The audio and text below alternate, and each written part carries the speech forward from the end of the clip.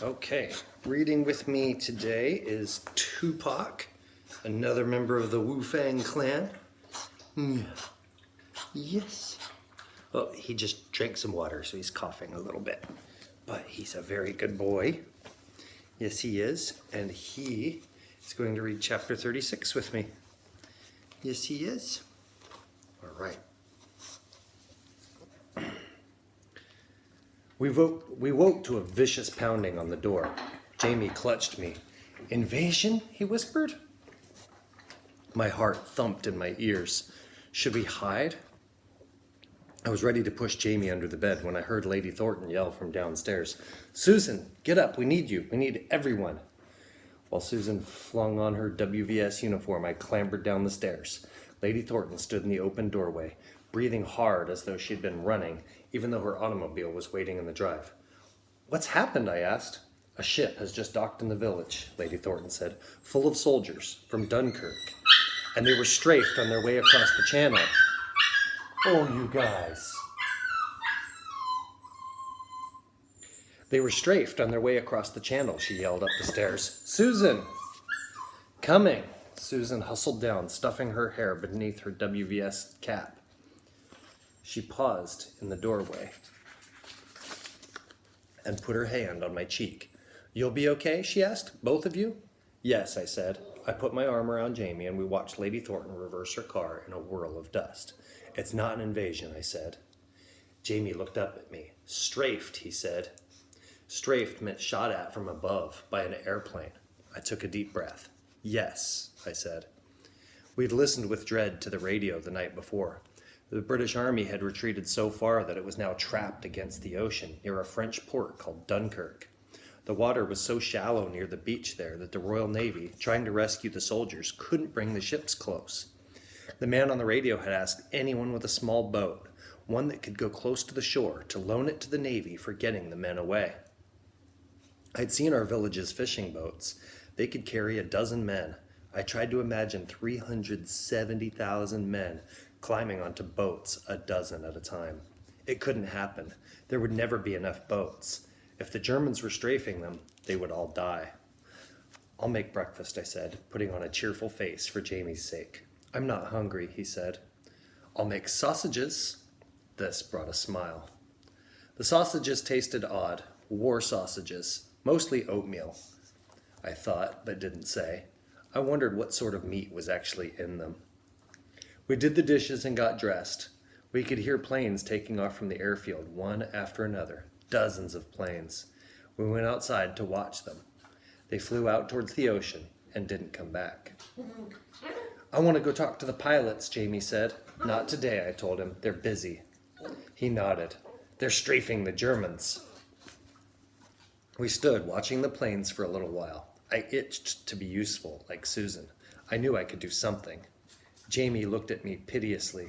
We can't just stay here, he said. No. Suddenly I knew what we could do. You're going to go to Fred's, I said. You'll help him in my place. I'm going to the village. Jamie started to protest, but I cut him off. I'm a junior WVS member, I said, making it up on the spot. Lady Thornton expects me to do my duty, like a soldier, and I expect you to do yours. Oh, Tupac, come on. Jamie's eyes widened. He nodded. And you'll stay with Fred until Susan or I come for you, I said. He's to feed you, and if we don't come tonight, you're to sleep there. Tell him I said so. Jamie nodded. Can I take Butter? Of course. He rode Butter around the field often enough. I helped him saddle and bridle the pony. After that, I put on my sky blue dress. I plaited my own hair. I stuffed a pillowcase full of cloth scraps Susan was supposed to be sewing into bandages, and I took my crutches and set off for town. I saw the newsreels later. They didn't upset me. Not when I'd already helped Dunkirk soldiers firsthand, but those newsreels showed a lie. In them, the soldiers evacuating Dunkirk looked tired but happy. Under their tin hats, their faces were dirty, but their eyes shone bright. They grinned and waved and gave thumbs-ups to the camera. Stalwart British fighters, heroic and grateful to be home. Okay. Maybe there were soldiers like that somewhere. The ones in our village were shot, dead, or dying. Others were sick from the long, terrible retreat, the days without food or water. The men on that first ship, who could walk, carried their severely injured comrades into the town hall, the place where I'd stood on evacuation day waiting for someone to choose me. When I got to town, I saw a woman in a WVS uniform go inside the hall. I followed, pushing open the door. I gagged. The smell of blood hung across the room like a heavy iron fog. But worse than that, people don't tell you. They don't write about it, and they don't put it in the newsreels. When men are horribly injured, they lose control of their bowels. They mess themselves the way babies do. The stench made my eyes water and my stomach churn. The whole room was filled with wounded men on stretchers. I saw Dr. Graham working among Army medics and the WVS. I saw Lady Thornton, her face streaked with blood. I saw Susan, who looked up and saw me. "Get out of here," she barked. Already I could see what some of the women were doing, peeling away the soldiers' pants and cleaning their naked backsides. They wouldn't want me helping with that. I nodded to Susan and slipped back outside. The street was full of less injured men. Townspeople directed them into the pub, the library, any building with open space. Men stumbled, collapsed, cried, "Miss," said one, looking up at me. He sat on the curb with a blood-soaked leg held stiff in front of him. "Water?" I went into the pub. It was full of soldiers and people from the village. If anyone noticed me, they didn't care. I tossed my crutches and pillowcase behind the bar, found a pitcher and filled it, grabbed a mug, limped to the street, and gave the water to the soldier. He drank until the pitcher was empty. I went back and forth, carrying water. Eventually, the publican's daughter, who seemed about my age, came out with a heavy bucket. "You stand here with the mug," she said. "I'll bring buckets back and forth." Soldiers clustered around me, reeking, stinking, filthy, their uniforms crusted with sweat and blood. They drank and drank. Cracked lips, haunted eyes, another bucket of water, and another. The publican's daughter, a publican is the guy who owns the pub. The publican's daughter brought more mugs, which I dipped into the buckets and passed around. When the flow of men who could still walk ceased, I later learned that if they could, they went on to the train station, and then to an army base north of us. I went into the pub and tried to help the soldiers there. It was the same with them as in the hall. Blood, filth, exhaustion.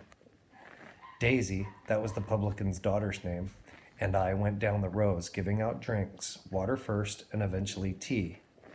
Back and forth down the rows.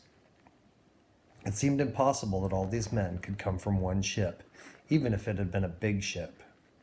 When I said so to Daisy, another villager cut in. "We're on the third or fourth ship by now. They're unloading wherever they can dock and going back for more."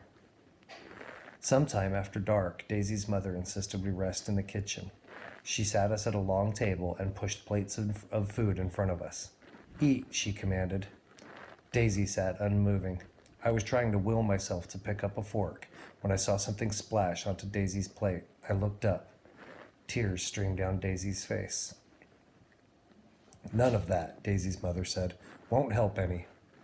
"But they're dying," Daisy said. "No, they're not. They look awful, but men can look much worse and still live.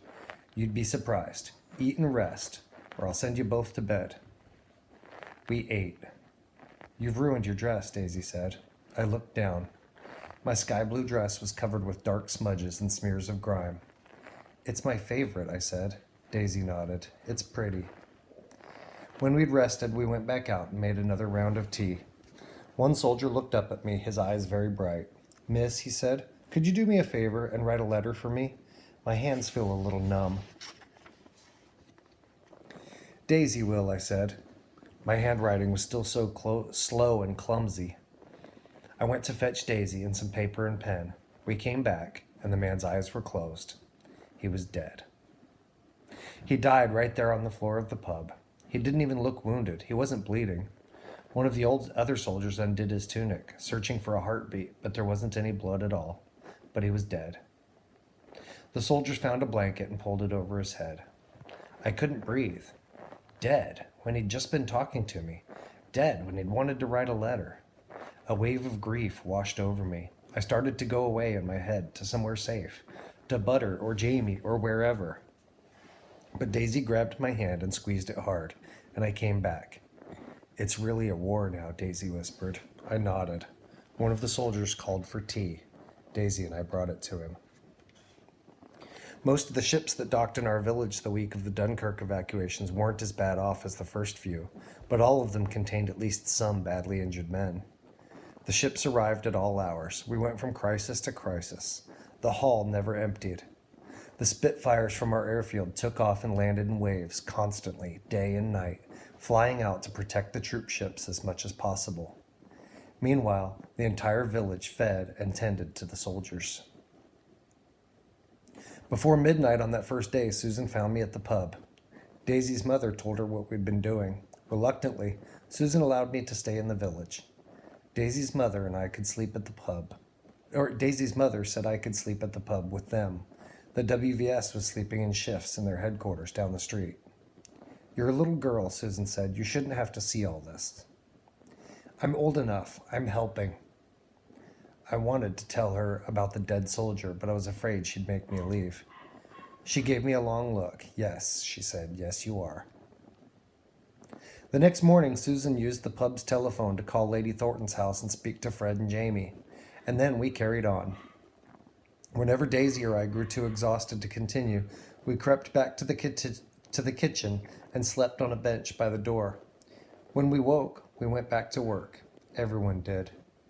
It was lucky Jamie was safe with Fred.